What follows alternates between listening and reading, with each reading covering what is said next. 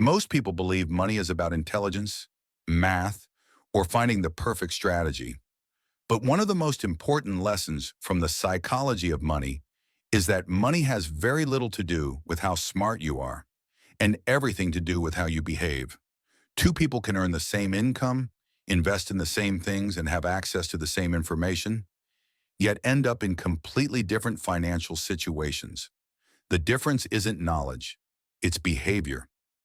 The book explains that financial success doesn't come from being right all the time. It comes from staying in the game long enough for compounding to work.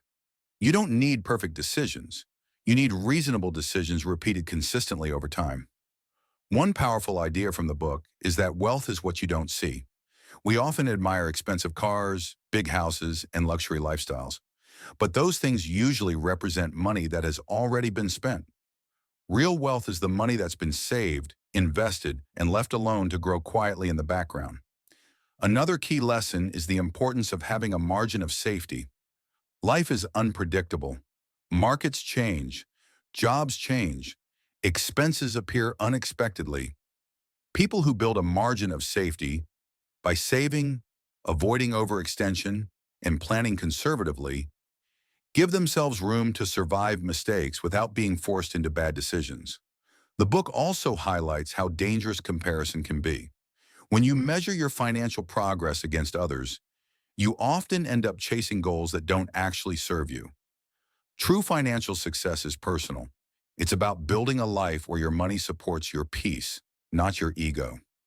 Perhaps the most valuable lesson of all is patience. Compounding only works when you give it time. Interrupting the process out of fear or impatience destroys its power. The people who benefit most from compounding aren't the ones with the highest returns. They're the ones who stay invested the longest. In the end, the psychology of money teaches a simple but uncomfortable truth. Building wealth isn't about doing extraordinary things. It's about avoiding ordinary mistakes. When you control your behavior, money starts working for you instead of against you. That single shift in thinking can change everything.